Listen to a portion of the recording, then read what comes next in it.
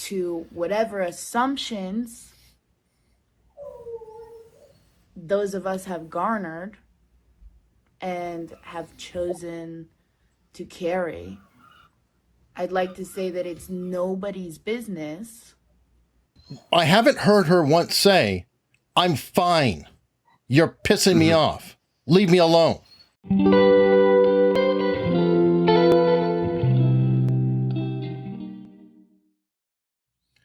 Hey there, I'm Eric Hunley, and welcome to the channel. On this channel, I like to explore different people and what makes them tick. And this is everything from using body language analysis to statement analysis to studying true crime. I've had people on here who look into cults. I have people who look into influence. And there's a current case going on right now with Ezra Miller. And I don't know if it's Tokata, Iron Eyes, or Tokata, Iron Eyes. One of those is her name. But there's some speculation that she is perhaps being held against her will, which is obviously very scary for her parents, everybody involved. So I brought Gavin Stone with me to take a look at what is going on.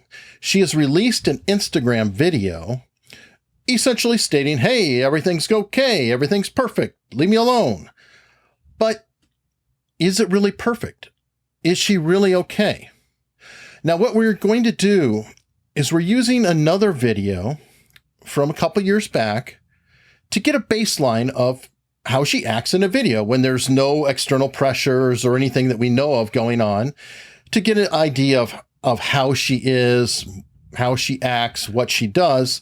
And then we're going to look at her Instagram video second. Now, Gavin, I did not tell you the premise behind this video, did I? No. And on the small little island I live on, we don't get this kind of mainstream media news coverage of this. So I knew nothing about this at all until the video. Well, until after I'd analysed the videos. So yeah, this is all good. And I think it's more beneficial that way because this is a really delicate situation. It's a hot situation. So let's kick it off. We're going to look at her previous video first.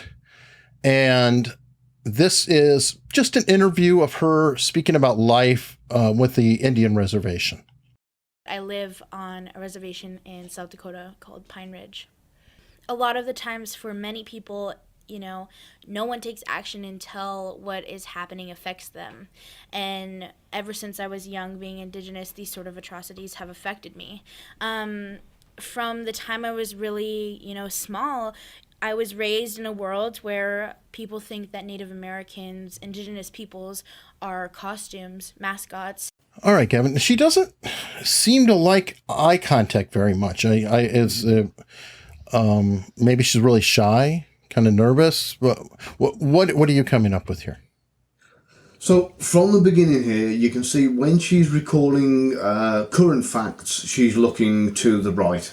All of everything that she's saying. I live on a reservation in South Dakota called Pine Ridge. She's looking right as she's saying it. The only time she's looking left is when she says that it really affected me, and you can see that emotional kind of link to when she looks left. But other than that, she's not looking directly in the camera. Don't know whether she's been directed that way or not. But there's no long continual focus on the camera at that particular point. But it does give us a great start to see where her eyes go when she's talking about what's going on in her life. Okay, so when she looks to the right, that is recalling something. When she's looking to the left, that is like an emotional, like looking within. It seems that way so far, yeah. Okay, just wanted to clarify. And those are some things that, really affect a child at a young age.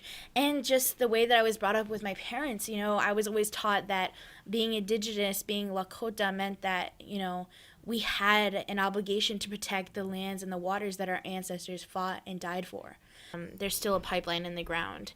And the people in Standing Rock living there every day and drinking the water from the tap, using it to bathe their children, So again, you're looking at the fact that there just reinforces what we've said. She's recalling facts in the same. When I say right, by the way, I'm looking at, as you're looking at the screen, her eyes are going to the right as you're looking at her, not her right. Yeah. So and then they're going left when she's recalling the emotional facts of it on the reservation. And we don't know, the long-term effects of the poisons that are in the water. A lot of the jobs on the reservation right now are federal jobs. My mother, Sarah Jumping Eagle, she works for the Indian Health Service on the Pine Ridge Reservation, and she received her last paycheck this week. And, Okay, a little bit going on there. She's eye accessing, some tongue jutting. I'm not sure if that's just her lips are dry, she's nervous, or if there's any purpose. Indian I just Health see Service. she uses her tongue. Well, you can see that little squint that she does. It's a very, very quick, fleeting moment. She's got that little squint when she says the word. Indian Health Service. And then just afterwards, it's followed by that tongue jut. She definitely has a distaste for the fact that it's a federal job, and that's because she just received her last paycheck and she's been fired from that job. Distaste, that makes sense. Yeah, so that gives us, again, a good baseline for something that she's not happy about. It's rough, and it affects everybody greatly. Just alone in our family, we have 6 kids to provide for, and that was her last paycheck. And, we're one of the lucky ones where we have enough money right now to be able to support ourselves for a little while. But there are people on the reservation who aren't that lucky, and, it's going to start getting pretty hard. And not to say that it wasn't hard before, but things are going to get, people could die because of the shutdown. Wow. Okay. She started out a little bit of anger there, and then it slipped into definitely a concern or a worry. I'm definitely seeing that because her forehead has very, very little in terms of lines, and she's not super expressive with her brows that I've noticed. But here you can definitely start to see it coming up. Yeah. Yep, smack on with that there. And as well, if you notice the speech throughout this, very smooth, very consistent, very flowing. It's at an acceptable speed. It's not too fast or too slow. And she's not stopping to think about what she's saying. There's no long pauses. There's no gaps. She's just saying how she feels, and it's coming straight from the heart, straight out of the mouth. Good point. Good point. And in low-income areas where, the situations are the same. Because reservations, ghettos, just impoverished places, poor places are going to be the most affected by this shutdown. Okay, interesting verbal catch there. I don't know, but it was almost like maybe a little bit of shame, or she felt kind of bad for saying that. And she kind of caught herself. Yeah, you can see that. She is one of the lucky ones, or was one of the lucky ones in the situation she was in at that particular point in her life. She knows there's people who are a lot worse off than what she is. She's probably seen these areas, and that's why, in this instance, rather than just the eyes moving to the right, it's an eyes moving to the right, and the head and the whole head and face is down, eyes down. I remember Greg Hartley once said, if ever you want to bum yourself out, spend the night looking down and to the right, and the actual the movement itself will actually make you send you into a depression. Had my wife and I chuckling for the rest of the night when he now said that's that. Down and to your right, because we got to clarify on Yeah, this, yeah. Gavin. Yeah, so, and it does change for each and every person. This is why it's imperative to get a baseline, on that person for where their emotional kind of cue is. So, but yeah, you can see that, when she's looking down and to right as we're looking at her, that's where it is for her. That's where she's accessing those kind of memories and feeling that emotion. Pine Ridge Reservation has the highest graduation rate for on the reservation right now. And so that's the only reason I'm going there, because it has the best extracurriculars and the best place for me to be able to learn right now. A little bit of pride there. Now that's really, really interesting, because if you look at that, you've got a bit of lip compression, you've got a tongue jut, you've got the emotional down and right, and the first and only time that she's looked up and left. And this is at the point where she says, that's the only reason I'm going there. I don't think it is the only reason she's going there. I think there's a bit more to it than that. It's a bit, there's probably, I don't know, maybe a mixture of feelings of towards the school. Maybe there is pride, but maybe there's other reasons that we don't know about. because that's the only time she looks up and left, and it's the only time it's followed by that tongue jut and a down and right head movement at the same time. That exact same down and right head movement that we saw when she was talking about people in impoverished areas. Well, in fairness, it could be a felt defensive. When I said pride, I mean literally like she's proud of the school and proud of herself. When she says the only reason she went there, great point on that, Gavin. It could very well be, no, that's not the only reason she went there. She did not have any other opportunities, because you can't just go off the reservation and pick any school anywhere you want in the state. You are limited probably in the scope, but she's still proud of where she's going. So I kind of, I don't know. I'm probably projecting a little bit, but I do that. It's my show. I mean, it doesn't answer all our questions, but it does show that it's a differ from the baseline, and that there's more to it than meets the eye. So for sure, we have to bear that in mind, and it lets us know now a bit more about how she naturally reacts when she's talking about different things. So when we can compare to what's coming, it'll give us more of an idea about what she's feeling or what she's possibly going against. For sure. And that's the best option. How do you feel going to school there, though? Do you have forgiveness for what happened in the past, or are you still angry? Or I don't have forgiveness. Yeah, she's. Are you still? Yeah, she's pissed. Yeah, she's pissed. Yeah. You don't have to look too hard on that one. I'm looking at it going. No, you don't need to be an expert. You're just there on that still that you've got there, and you can see that her blink rate was up prior to that as well. It tells you everything you need to know. It's like, yeah, no, not happy. It's a really straining experience. Sorry, but I do want to just take steps to make it better and to make that place, a place that we can remember and honor the kids that were there. This is almost like anger tears to start. Mm-hmm. And then it does revert into sadness, but it seems like it's coming out of anger. Mm-hmm. There's a lot of mixed emotions going on there. It's bringing it all to the surface, and she's kind of talking about it. And you can see in this instance, I've talked about before the fact that people who cry naturally wipe the tears away from their eyes. And I've talked to people in the past when it comes to body language about something called the display tear. So if ever you're having a conversation with somebody and they've got a tear rolling down their face and it stops around about there, it's natural human reaction to kind of wipe it away. Just like you get an itch, it's natural to scratch it. You will just wipe it away. The only way you will leave a tear running down your face is if you want people to see it. It's there for dramatic effect and to say to people, look at me, look how sad I am. I'm crying and here's the proof. Because naturally, it would actually annoy us, it would irritate us, and we would want to rub it away. It's one of those things we do naturally. So this is why you can always tell in court cases and that kind of thing, if somebody starts crying and they're not wiping the tears away, whether they're actually genuine or whether it's there for dramatic effect. You can see with her, it's a genuine thing. She's not letting the tears escape from her eyes before she's rubbing them away. Yeah, or you could be in a court case and be pushing as hard as you can and not be able to get the tear out.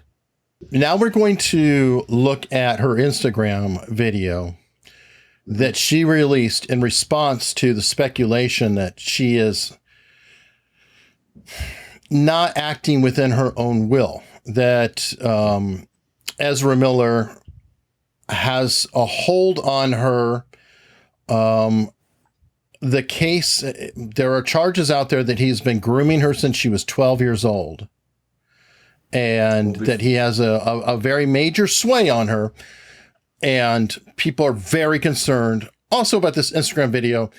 I find it concerning, I would just tell you right now, because in the first video we saw, she's not really wanting to look at the camera, but she's focused within the range. Mm-hmm. In the Instagram video, I think you'll see right away that she's constantly looking off to the side. And I don't know what that is, if that is meaning that there's somebody there whom she's reflecting or, performing for. But let's go ahead and take a look. All right. Hi, guys. Boom. Hi, folks.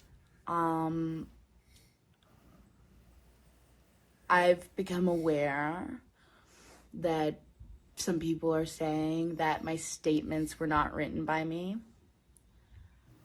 I'd like to clarify that they are, in fact, directly from me. Nobody is controlling my Instagram account. I don't have a phone right now out of my own personal conviction. Okay, there's a lot there. And again, in the first video, she would look over, but not all the way. Like even here, I feel like there's two movements. There's the movement like we saw in the first one, where she kind of looks a little to the side, but she did. Is it me, or is she really looking over at something or someone? Well, in my opinion, there is a section a little bit later where it becomes a touch more apparent. You can see her eyes scanning as she looks over to the right.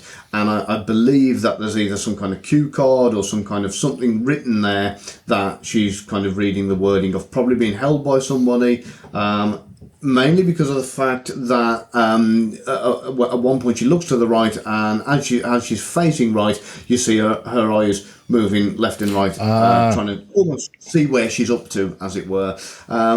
There's a couple of other things in here which I didn't particularly like, and that was when she talked about the fact that she said, I don't have a phone right now through my own decision or whatever it is, and immediately looks down afterwards. There's also, at the very, very beginning, there's a bit of a gulp going on, like she's under some kind of under pressure.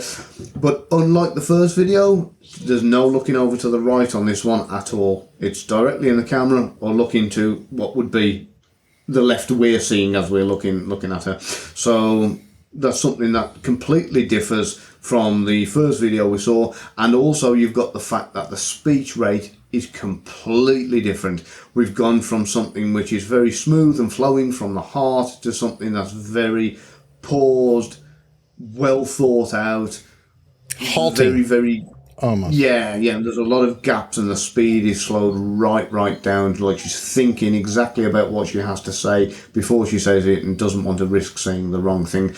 Completely different to the first video from the very beginning. Wow. And honestly, it's really distressing that the narrative of the victim. This is odd too. This is going into an abstract. She's saying, she's not saying I am distressed that you guys don't believe me. She's like telling this tale like she's somebody else talking about her. Or is that me? I've heard the term, I think it was Mark Bolden that first said it, word salad.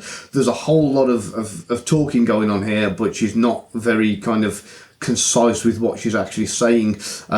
It's a bit of a nightmare. Like you say, it's almost like a story being told by a third party. Not her usual talking style at all. I don't particularly like it. I worked really hard to make really clear what was going on.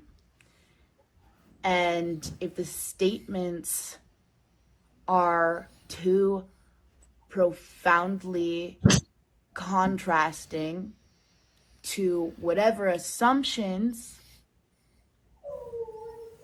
those of us have garnered and have chosen to carry, I'd like to say that it's nobody's business. I haven't heard her once say, I'm fine. You're pissing me off. Leave me alone. Everything's okay. She's never said this. She's like, I've tried to convey and to theorize and to pontificate, but she's not saying anything. No, this is exactly what I picked up on when I was on about that whole word salad thing. She's been talking now for so many minutes, and when I first watched this, I watched the whole thing through, and I thought, I got no idea what she's talking about. Now, she's been talking for ages, and I've got no idea what it is she's trying to say. And eventually, pieced it together. She's gone a right roundabout way of saying things which, doesn't make sense. She keeps looking off camera like she's looking at notes. Or possibly there's a couple of eyebrow raises, possibly looking for approval. Am I doing okay? There's a cut in the middle of it all, which was right after the word victim. So I don't know, which she put in quotation marks herself, or speech marks, or whatever you want to call it. But that was that was something that was concerning, because I thought, what came after that? A blink rate was all over the place at that particular point as well. All right. And that no one is owed a story or an outcome. I'll throw it out there. That felt culty. That really felt culty. Like this message, almost like a mantra. I don't know, but it just gave me a weird vibe. Well, a couple of things that I'm going to look for as well here is not the fact of just what's there, but what isn't there. There's absolutely zero signs of any freedom. Right? We can't see her hands, we can't see her feet, we can't see where she's sitting, we don't know whether she's on the floor, on a stool, we don't know anything. There's even a plain background.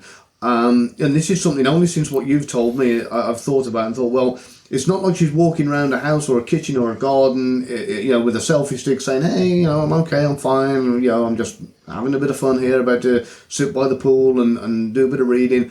She's in one position. We don't know if she's tied up. We don't know anything. I mean, again, I might be going overboard with this, so True. Not the way a lot of Instagram videos go. This is my life. These are my decisions.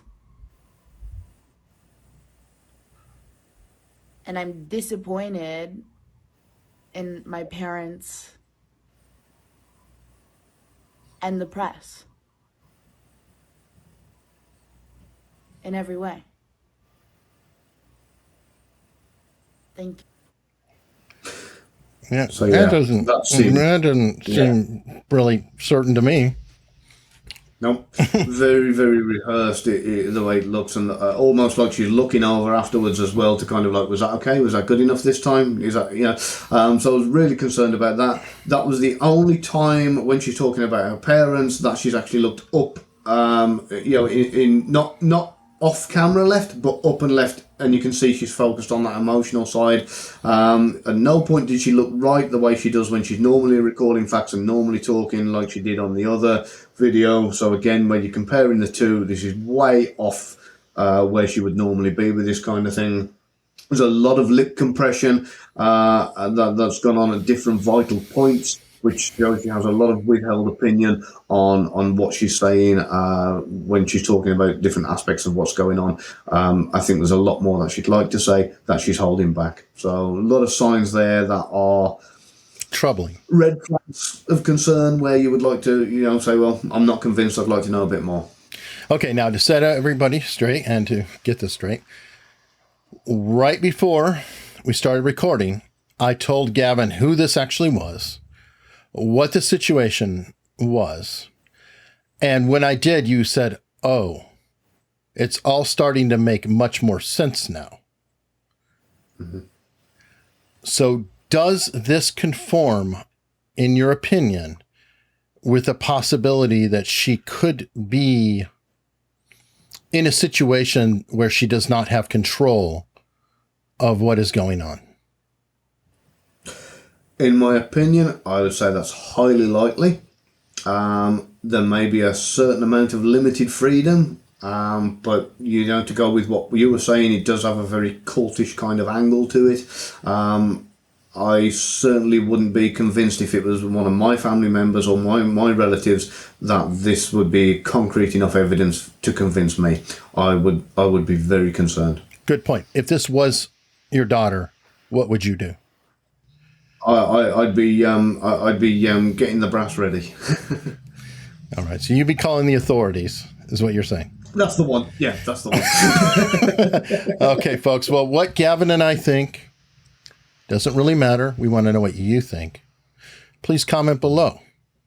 Do you think she's in trouble? I think there's a definite possibility personally. I don't want to besmirch any reputation, but I am very, very concerned about her well-being, and I don't feel that this video assuages my concerns. Does it assuage yours, Gavin? No, definitely not enough to convince me. So, all right, well, folks, I would want to know more. Please let us know below. And if you like this kind of video, please consider subscribing. We have a lot more to come. Thank you.